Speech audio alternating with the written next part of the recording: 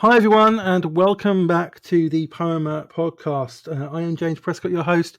Welcome back to the show. Really great to have you all back here again. And today I have another returning guest for another in a kind of what is becoming an irregular series on this show.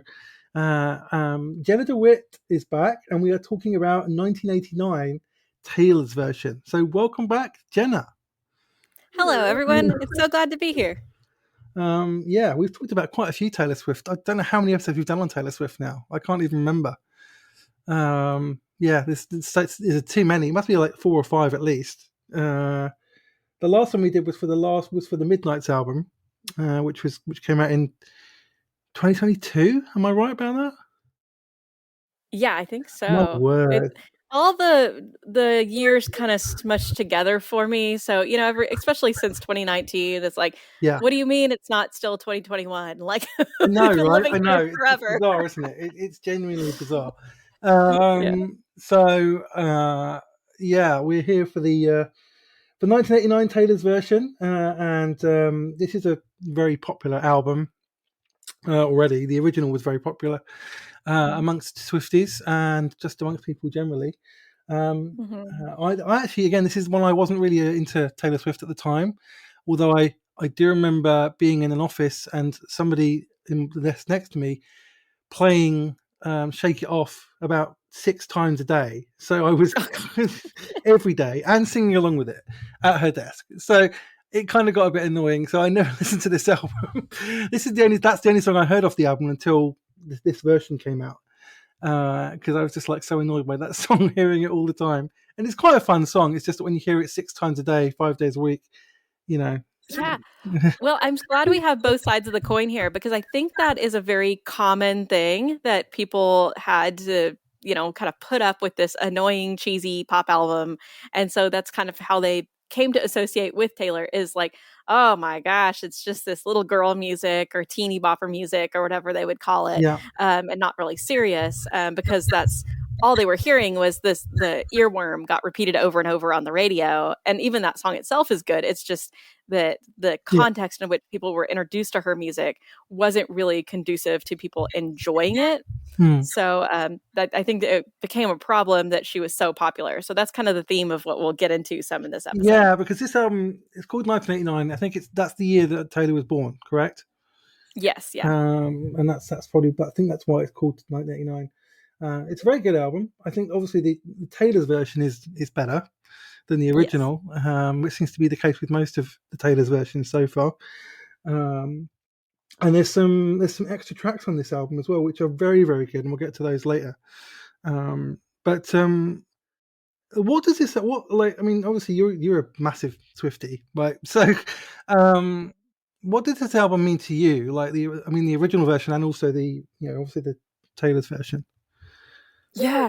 So I would say the album originally came out in 2014. And if you think back to like where you were in 2014, like all the changes that were about to happen, we're having gay marriage become legalized in a lot of different states. So, or it was becoming a huge national debate. We had, it was kind of the wind down of the Obama years. It was just a different world that we lived in then. That it was a big deal when we had mass shootings in the U.S. and now it's just kind of daily news, and that's tragic. But it's like so much of this kind of rose-colored lenses of the world that we lived in were taken off so soon after this. So it was a really culturally iconic moment. But this album in particular, I personally was like, this was the first one I was really counting down for. I had been a fan since the Country Days in the sense of like I was familiar with all her music and I'd listened to it and I have associations with it. But this was the first one that I was really excited about a Taylor album coming out as a Swiftie. In fact, I was even worried about playing it too much and getting tired of it myself because I loved it so much. And I think like even from that very beginning of in my life, I was about 3 years out of college and living on my own for the first time in that apartment, and kind of having that welcome to New York vibe. I wasn't in a New York situation, but I was in Birmingham, Alabama, which is not the same. But is that yeah, you're free, you're safe, you're okay, and a lot of ways I wasn't because I was still involved in a toxic system that it's hard to break out of these things, and it's hard to get Mm. treatment for mental illness, and it's Yeah. hard to really find true freedom and satisfaction as a single person in a world that tells you you need to be in relationships. And so Yeah. there was a lot that I really wasn't free. And I think we see that paralleled in Taylor's story as well, is that she's advocating for all these tight-knit female friendships and having all these connections and, just all of these things that she is standing up for the first time or making statements about. And then we've seen over the last 10 years how like she's really had to learn those lessons and earn that and has discovered new depths of the things that she was talking about on the 1989 world tour in her speeches before songs. And it's like, oh, honey, like you don't even know. Like the summer of 2015, you're saying these things. And here now, I believe in 2024, she's had the lived experience, and so have I, to really be able to mean them in a new depth, in a new way. So that's exciting with this Taylor version, is that a lot of what was aspirational then is now something that is more Yeah. lived wisdom.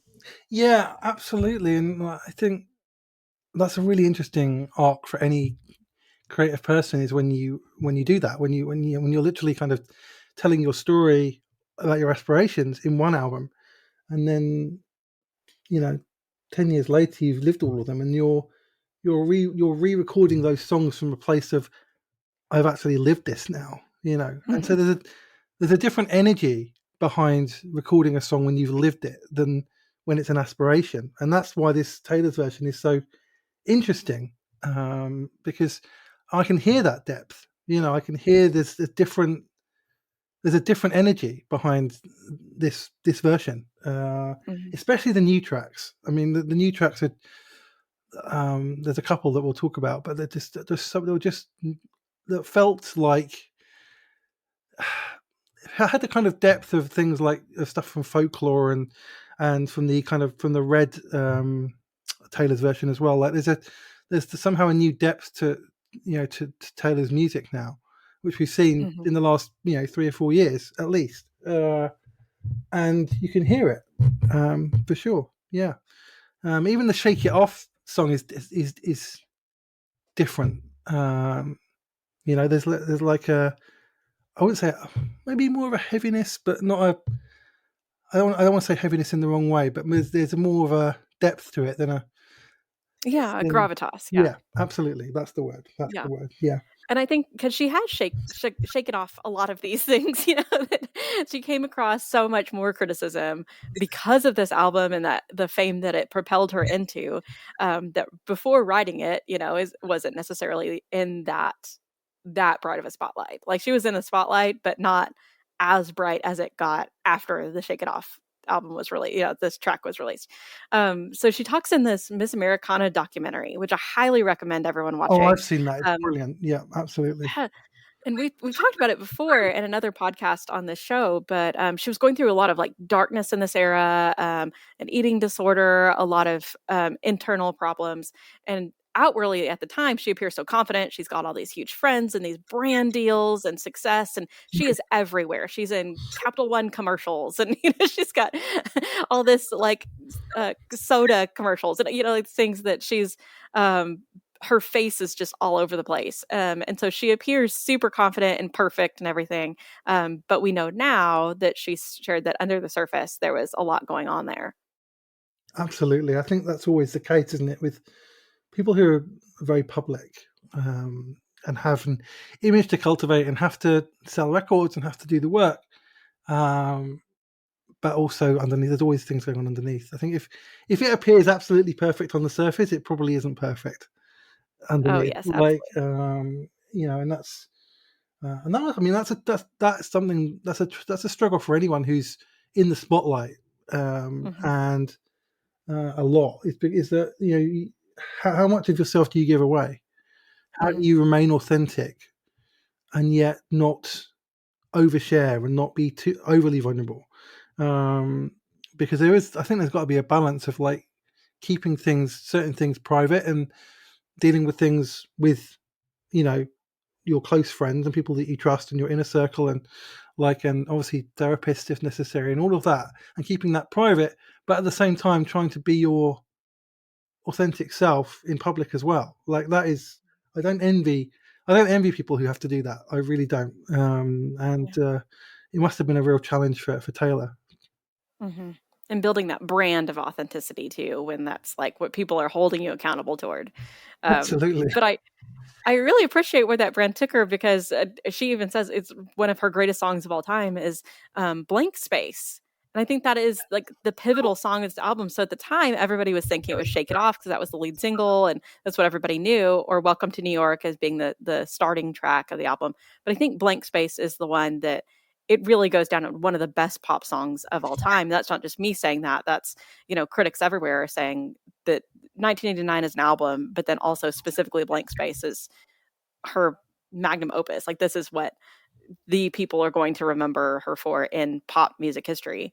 But it's so important because it's a song of satire, that she was hearing all these media criticisms about who she was dating and how she was just this, going out there and taking these men and tearing them down and all these sort of things. And she's like, well, it's not true, but how interesting would it be to write a song from that perspective if it were, like writing this character that people had made her out to be. And I think that's just genius. Like, taking this song and satirizing this person people had built her up to be, instead of writing how, like, screw the haters, that we did with Shake It Off is great, but it's not just like, y'all don't really know me. It's coming out and saying like, wow, this is a really interesting person. Thank you for that fuel. I'm going to take this and I'm going to make more money off of this than anything else, Yeah, and I love That's that crazy. song. I love that song, and I didn't know it was on this album until much later on. Yeah. Because I think that was one of the songs that, like, wow, this is really really good. Like, yeah, and you're right. It is absolutely using the energy of. I think Bono once said you've got to use the energy that's coming to destroy you to defend yourself. Like so, anything, all this kind of negative energy is coming towards her, and then she doesn't just kind of try to attack it. She uses that energy and uses that energy to kind of to defend herself, and in a very brilliant way. That song is really really good, and the lyrics are incredible. It's always the lyrics with Taylor. Like, for me, I mean, I guess I'm a writer, so I always look at lyrics more than just the melodies and things. And like the songs that I love the most are the ones with great lyrics. And you'd be surprised at what songs have really great lyrics. And Taylor is a brilliant lyricist. She tells stories in her songs, and then she tells stories in her songs individually, but also collectively as an album. She tells a story, and that's part of her genius. Is that, like, to make every story, to make every song an individual story, but also to make each album a collective story, and Mhm. that's very powerful. Yeah, and reclaiming your power in the sense of, like, instead of being the joke, being the comedian, like the one who's actually telling the joke. Because if I'm the one who's in power telling the joke, then, like, it's not, you don't have any power over me. Like, I'm the one who's in charge here. And I think that's really important and really powerful. And you know, part of the criticism of what she was getting was about her romantic relationships and who she was dating and all the criticism around that. Particularly around this era, she had a relationship with very popular Harry Styles, who now, of course, is popular as a solo artist, but at the time was part of this boy band One Direction. Yep. And so everybody was talking on the internet about how they hated her simply because she was with the man that they wanted to be with, or that they wanted to be with someone else, or wanted to be with one of the band members. And so all this fandom stuff got really highly criticizing her simply for dating the wrong person and dating somebody that they wanted to be with. And Mm. so it's interesting that she decides to be the one in power by putting Style on this album. Mm. And so obviously Style is a song about Harry Styles, but it's playing off of his name, saying like, you know, we're never going to go out of style. And the fashion of the red lipstick and the tight skirt and the long hair and the, Yeah. like all the descriptions of these people. But what's really funny is that my friends in the church world, our favorite lyric from Style, it was, I've got that good girl faith.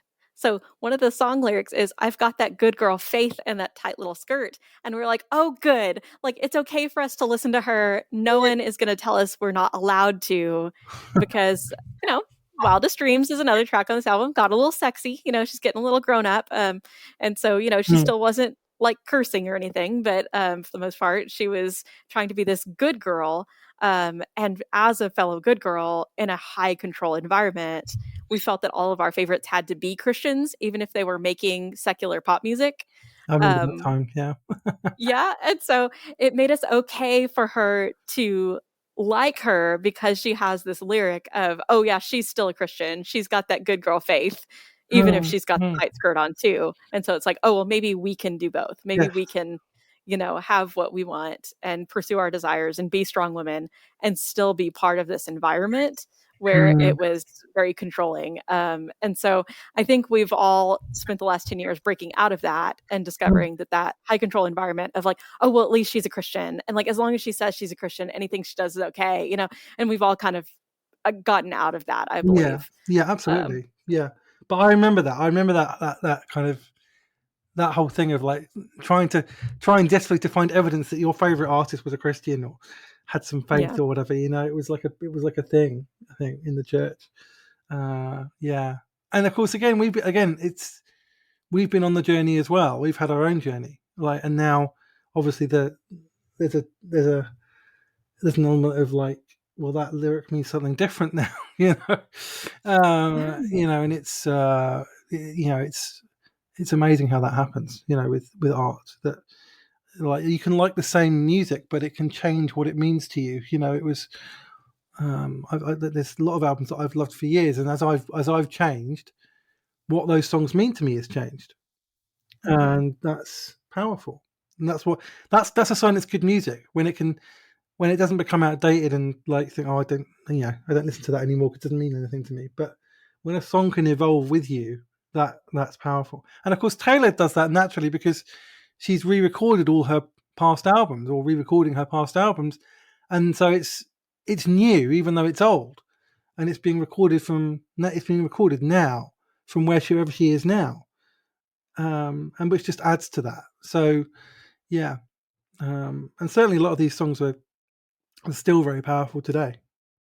Mm-hmm. Indeed. Yeah. I remember, you know, it brings up that living in a higher control environment, whether it's the music industry and the public scrutiny in the media or a big social media platform or your leadership in an organization, but particularly in those, high control church environments, is Mm, anxiety.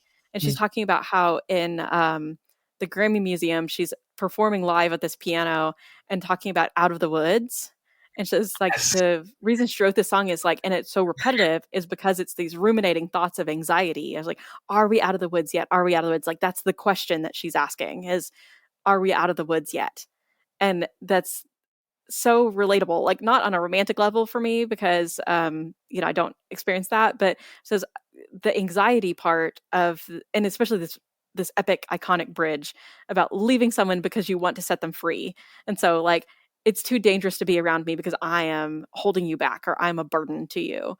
Gosh, and that's just so real. And sometimes those monsters do turn out to be just trees, and then like leaning into that woods metaphor, but not always. Sometimes those fears were telling us something like this is not a healthy relationship or this is not a healthy community to be part of, and you have to get out of that. So that's sometimes what it takes is someone to be willing to be with us in the fear and still be there in the morning. She talks about in the song, like you're looking at me when like the sunlight is happening, the sunrise happens, and like here's the light of the morning, and we got through the metaphorical night, and you're still here with me.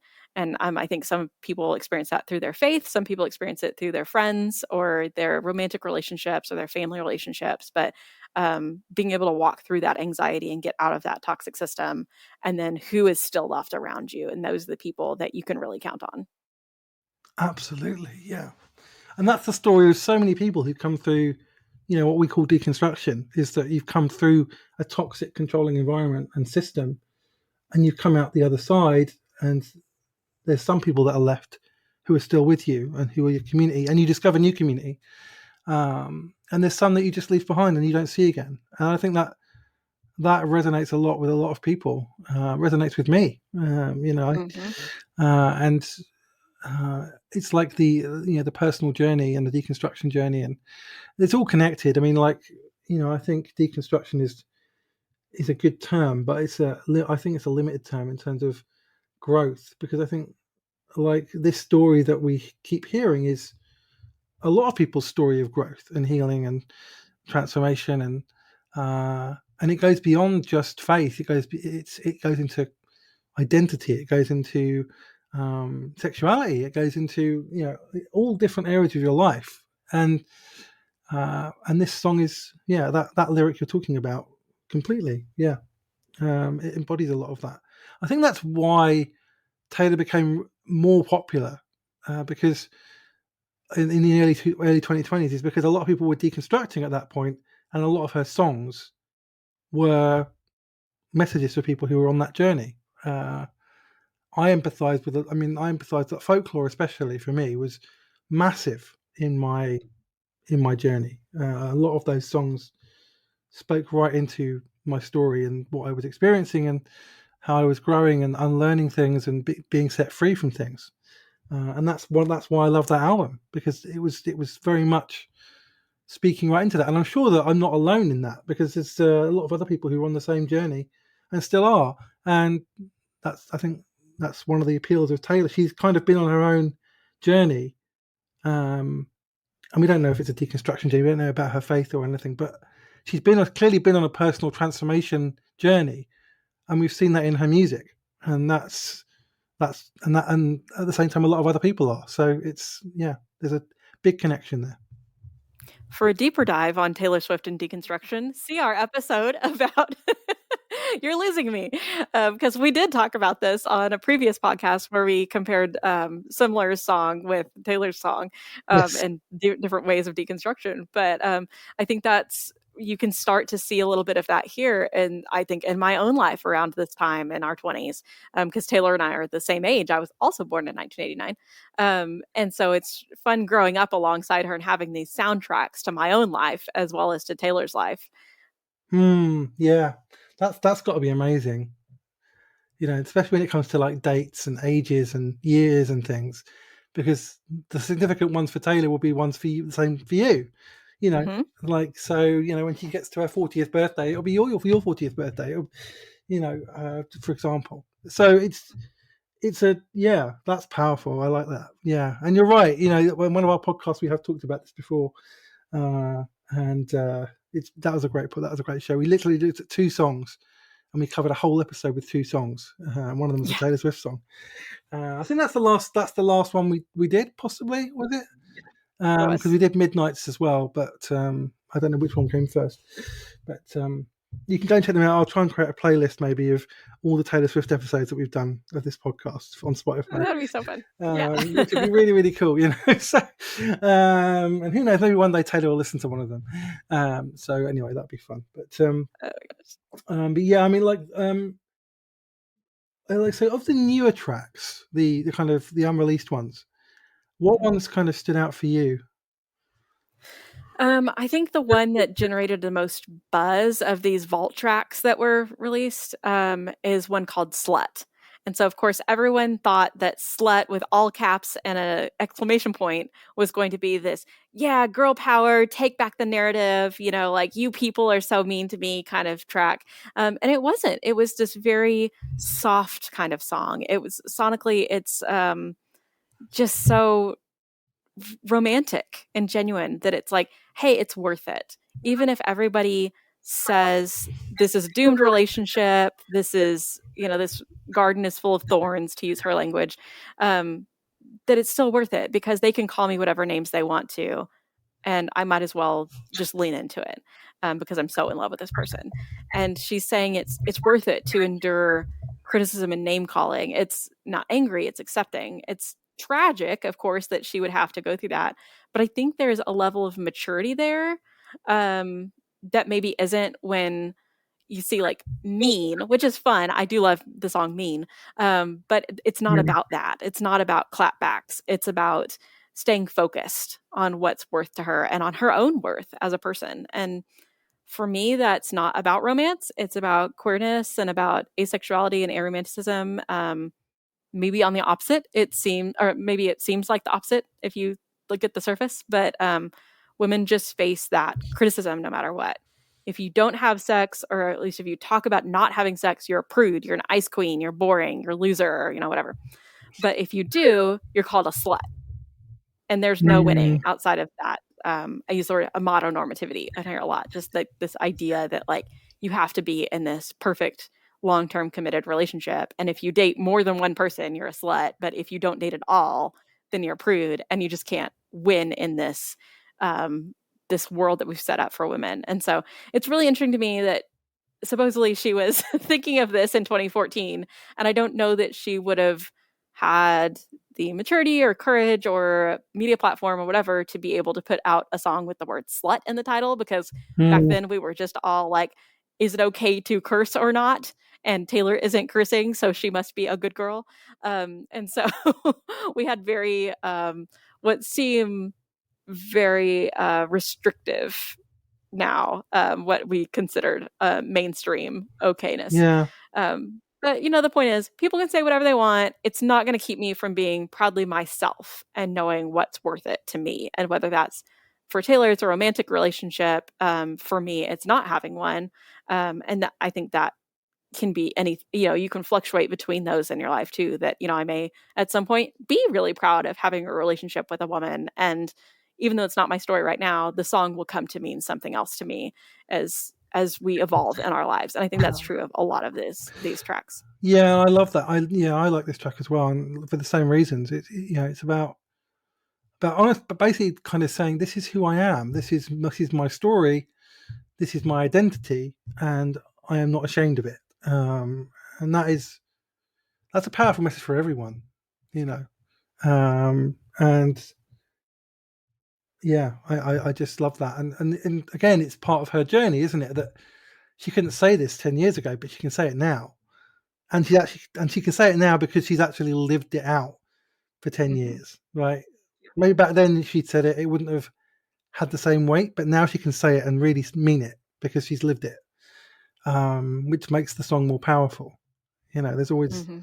so maybe it's good that we waited 10 years for this song because, yeah, I think it's a powerful message about empowerment. And so much of what Taylor does is empowering.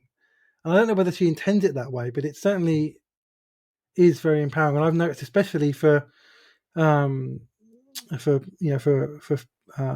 for female presenting Mm-hmm. people, that that it's especially empowering, and that's Yeah. amazing. Yeah, I mean that's what a gift to be able to do that.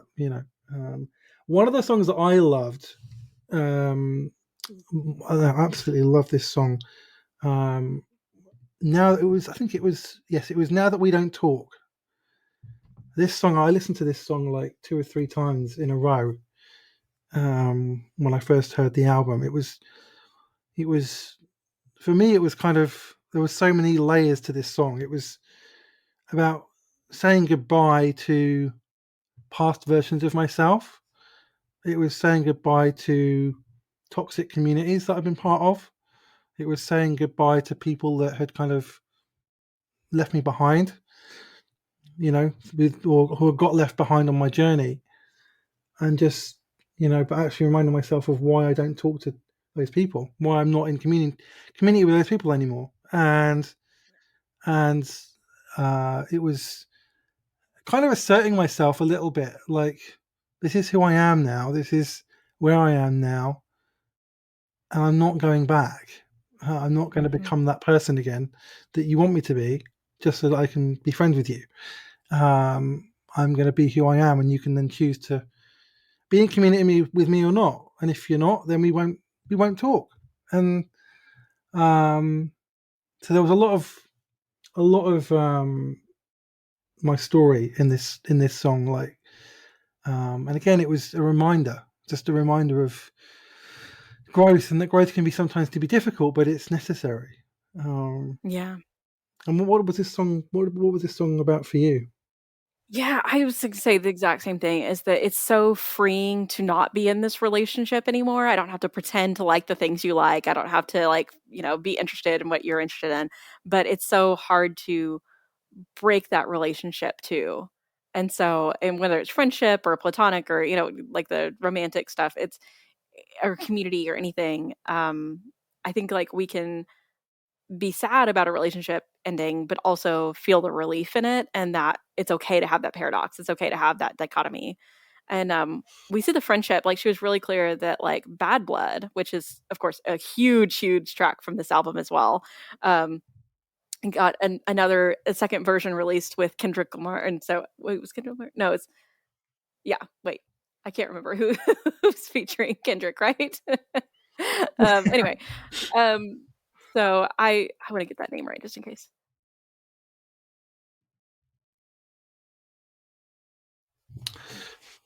Yeah, it's Yeah, we can cut that. Sorry, but this album like has the friendship and it has it was Kendrick Lamar. Um, yeah. so yeah, we see this other version of it too coming out, and it's like got this music video featuring Kendrick Lamar and featuring all of these celebrities about this big celebrity friendship breakup with Katy Perry for over some tour Oh drama with yeah, her dancers. yeah. I remember. Yeah, Yeah. and so this is huge, huge high profile stuff. You've got high profile feature, you've got high profile stars in this music video, got high profile drama that it's about, um, and these girl squad and everything. But what's really sad is that she's producing this music video for Bad Blood, and a lot of these relationships broke. So like a lot of these people that were in this video and standing by her and everything in this feud with Katy Perry or whatever are not her friends anymore, and she is friends with Katy now again. They reconciled, and Mm, Katie's been in one of her music videos forever. And so after all this, there was the Kim and Kanye drama, there was Scooter Braun and selling her masters, and that led to the re-recordings in the first place, and lots more criticism that came her way about whether she's too political or not political enough, or being a bad feminist or too feminist. mm, And so mm. she gets all this criticism on every side. And it's amazing to see that originally in 2014, this album like very much centered around this Bad Blood, and I've got my girl squad, and they're all going to stand by me, and these men too as well. But then some of those people, those relationships didn't last, and sometimes we have the reconciliation of relationships that before were the catalyst for some of that girl squad gossip, let's all team up kind of thing. And so I think Now That We Don't Talk comes back around to this being like this retrospective on a relationship, that's from a completely different angle of like, yeah, I'm grateful for the things that like I let go of with letting go of this relationship, but like it's okay to also like feel the ache about it too. Absolutely, absolutely. Yeah. Um, there's a bit of grieving in there, isn't there? The kind of, I'm sad these relationships have ended. I'm sad that I don't have these people in my life anymore, but I'm not ashamed of it, and I'm not going to go back. Mm-hmm. I'm again, it's empowerment. I'm proud of where I am as a person and how I've grown and how I'm still growing, and of the people in my life now, and of how my life is now. And I'm not going to go back. But I also know these relationships meant something to me, and so I'm going to have to grieve that as part of my journey. And that's the whole kind of that's a lot of life is like that. You're grieving things that are when you're doing lots of transitions in life, when you're moving house, or you're moving jobs, or like you're ending relationships and maybe starting new relationships, or like any kind of life transition, there's a grieving, even if it's a good thing that you're leaving behind, Mm-hmm. or even if you're leaving it behind for the right reasons, um, because because you were letting go of something that's been part of your life for a long time, and that did mean something to you in the past, even if it doesn't mean as much to you now.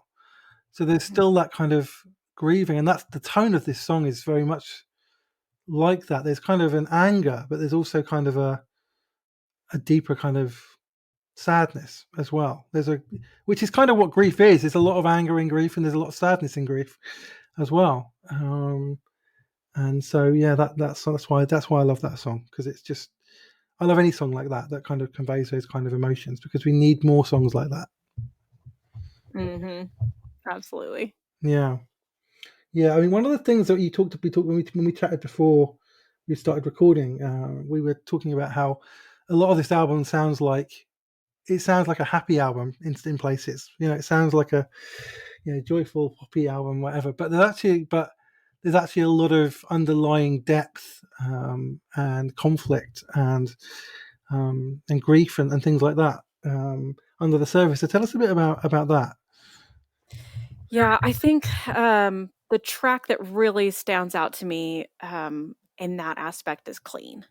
And so it's just musically, I love Imogen Heap's contributions to this. Lyrically, I feel like for me, like it's not about a romantic relationship so much as about like the journey of leaving a church or a community or a friend group or anything that you loved, but that was harmful to you. Mm, And that could be anything, but I think a lot of listeners to this show will be able to relationship to relate to that feeling of building something that seemed really beautiful, but those flowers died of thirst because it wasn't what you thought you were investing in. Like you put all your flowers into it and they were not being nurtured or watered. And so we got this huge water metaphor in the song, the months of back and forth trying to discern, is this a place to stay? Should I change it? Do I need to get out? Like, is that the coward's way out, you know? mm, And I appreciate too that this is like a retrospective song. So whereas like, is it over now is kind of this new vault track is kind of like, is it over now? Like, was it over when you slept with someone else? Was it over when I slept with someone else? Like, where are we in this thing? We don't know. But mm, clean is like, no, we're done. Like, I'm looking back now. I've grieved. I'm done with that process of grieving. And we're no longer struggling with this metaphorical addiction to this toxic relationship. So you might still miss it. Obviously, this is just because you're clean doesn't mean you don't miss it. You miss the community. Maybe you miss the easy answers they had, the belonging, the certainty, the resources and groups and support, but you're not running back because you know it's worth it to leave. You know, it wasn't worth it to stay. So yeah. and along with the water metaphor, because a lot of us are going to relate to this on a church level. Mm. Isn't she wonderful? She's so great. Yes, But she like is. we could say it's like a baptism, really. It's like you're being baptized into this community of outcasts, into the wilderness, into the deconstruction, the wanderers, being baptized by your own tears and emerging clean from that. And she said in the speech on the 1989 World Tour that she hopes the listener can see what they're not. Like you are not your mistakes. You are not what other people say about you. But you are wiser and you are stronger because you went through something terrible. So in a way, that's what the song is about, as well as that resilience that develops. Not like, oh, everything happens for a reason, but like you've known pain, you know the storm, and so that's a lesson from 2014 we can take into 2024 is to like lean into that grief process, feel our feelings and let them wash away that dust and debris of broken promises and disappointments of who someone turned out to be that we didn't um, think they were going to disappoint us. And here now we are, crying ourselves clean and we emerge stronger and wiser on the other side, even if we still Yeah. miss it sometimes, if we're honest with ourselves. I mean, I love that metaphor. The water metaphor is always a good one.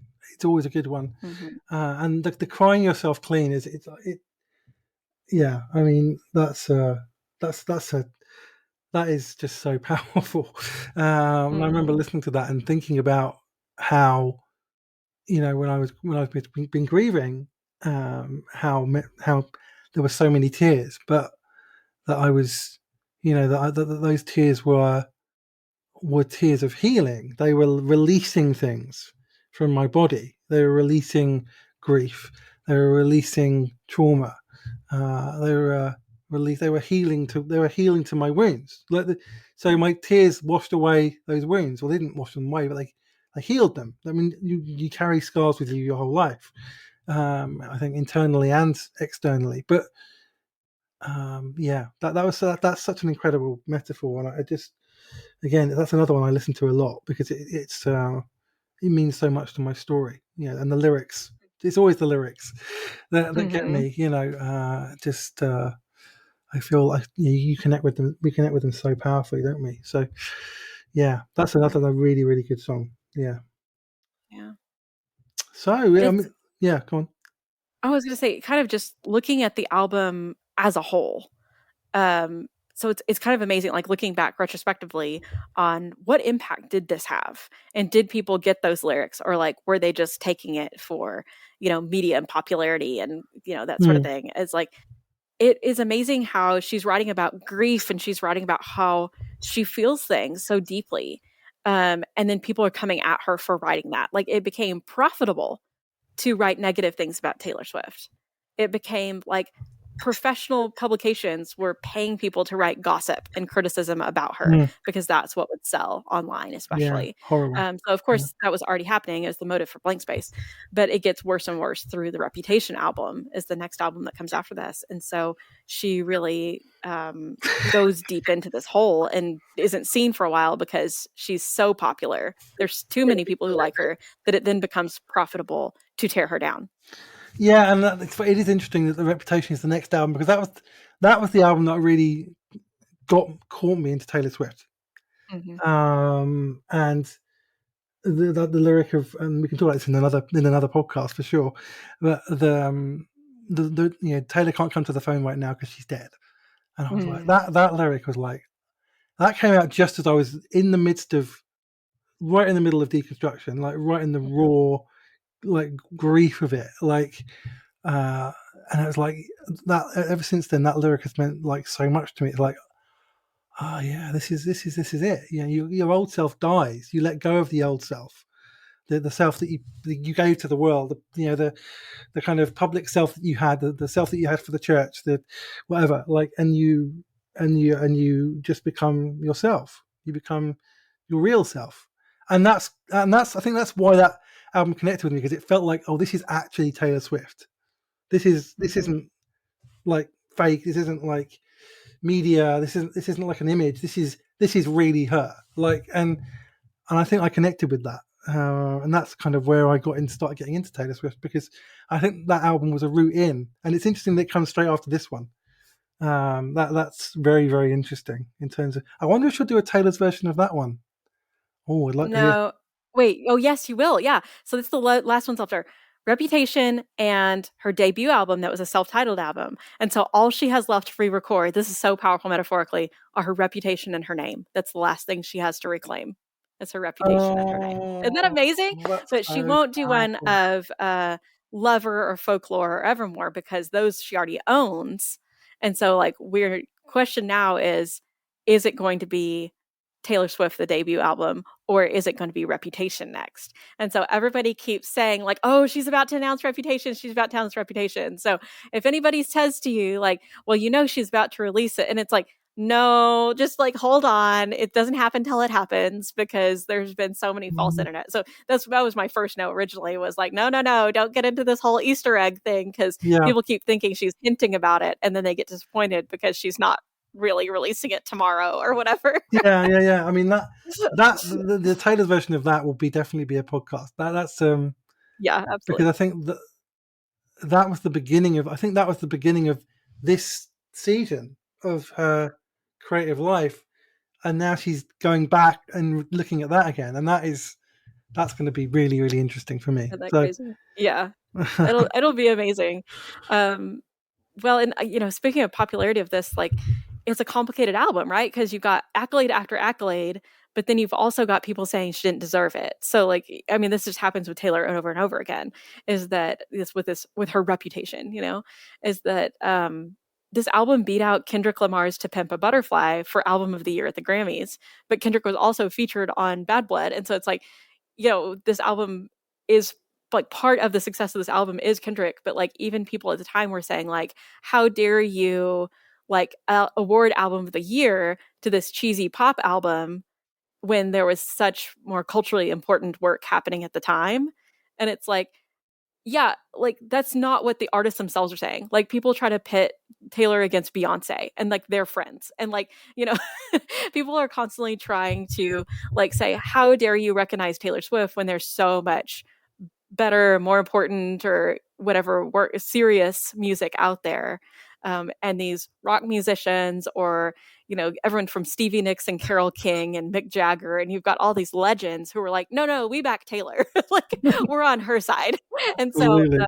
it's just kind of Yes. crazy how like she did it right. She's networking with the right people and caring about those people's opinions of her, whereas like she's not necessarily chasing after every music critic out there that says like, oh, well, this music is just silly because it was written by a little girl who's now in her 30s. And so, got this I mean, she's Peter Pan literally thing turning 35 there. this year, so Yes, um, exactly. Yeah. So am I. So it's just really interesting how history then provides validation, because 10 years later, you've got all these critics saying it's not only her most important album, but one of the most influential pop albums of the decade or of all time. That you look at like mm, Rolling Stone or the Times or, Pitchfork or whatever, and you're seeing all of these like reader voted on polls saying what are the most influential albums of all time, what are the best pop music ever. And 1989 is constantly showing up on those lists. yeah, And so these critics that, on the one hand, there's these pop culture critics that say like, ew, Taylor Swift, how could you like her? But then you've got these music critics who are also saying like, this is spawning new words like poptimism or retrofuturism, or it's like, yeah, it's kind of, and poptimism like really is defeating that. Very popular at the time was this hipster thing where it was like, oh, we've got to be authentic. How could you like popular things? If it's mainstream, it's cringe. And there's this movement that comes up with poptimism of like, if everyone's doing something communally, like that interconnectedness is this moment. I don't think we really see that fully realized to its full potential until this year with the Eras Tour, because you see this like cultural unifier with the Eras Tour of like people coming together and being unashamed about something that they enjoy.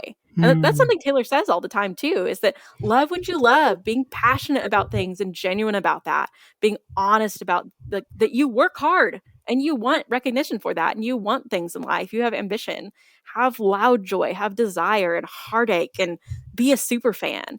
And all those things are seen as uncool or even offensive in our culture. You're not allowed to like really want things or show that you worked hard or talk about it. It has to just come easy to you, and you got to be cool about it, and whatever, it doesn't matter. But what if instead we refuse to be shamed for feeling things deeply, and refuse to be shamed for being enthusiastic and for being proud of our work and of our friends' work and promoting it? And I think we'd actually have more authenticity, not less, when we reject performative cynicism and that cool girl aesthetic, or that chill macho guy who's just like, ooh, whatever. Like, I don't care about anything. Like, that's not cool. What's cool is that like you care about what you do and you work hard at it. I just think that would make the world a better place. So, absolutely, yeah, absolutely. Well, this has been fun. I always enjoy these conversations, and I always learn more about the music when I talk to you about Taylor Swift. So it's fantastic. It's fantastic to talk to you about it again. And I know we'll be back again doing another one of these for absolute sure. Like so, mhm, keep your eyes out. It all depends on when Taylor decides to release the next one. that's Honestly, true. Yeah, that's literally exactly. it. So only Taylor Swift knows when the next one will come, when the next one of these will come. But Yeah. it'll probably be this year sometime, I suspect. And of course, she could just drop a new album, of course, just out of the blue again, like she did before. Oh yeah, I, nothing's faster. yeah, Well, and I think there's a lot of speculation, which I think is probably somewhat true, is that she started recording these vault tracks for 1989, and she and Jack Antonoff just started recording more and more music until they had Midnights. So yeah, that's my album theory for Midnights, is it came about because she and Jack Antonoff had too much fun, and she started recording these songs and thought, oh my gosh, I have a whole new album. yeah. I can imagine that. That would be brilliant, because it just things that flow out of the creative overflow of when you're making things and you just have so much creative energy at work. Things Yeah. just get made. Well, It's I hope for her sake she does get to rest at some point, because now the Eras Tour with the worldwide tour, and then she's coming back to the US. And so I'm just like, at some point, I hope she sleeps and yeah, gets to recover in her absolutely body. agree. Yeah, rest is really really important. Yeah. Yeah, absolutely. Yeah, absolutely right. So thank you, Jenna. Give Jenna a Thank follow on you. Twitter as well. What's your Twitter handle? So on Twitter, I'm Jenna, Jenna _DeWitt, DEWITT, and on Threads, and I'm on Instagram as just Jenna DeWitt, no underscore. And you have a blog, don't you, as well? I do, yeah. So you should all follow me at invisiblecakesociety.com, where I post things like this podcast interview. I post poetry, essays, but mostly it's known for its resource list, where I talk about resources for being a queer Christian, resources for being aromantic and asexual, and I have all sorts of cool contributions from other people as well. So invisiblecakesociety.com. Fantastic. Do check that out. I've had a look at that. It's brilliant. So do check that out. Thank you, Jenna. It's always great to Thank have you, you on the James. show, and thanks for listening, everybody.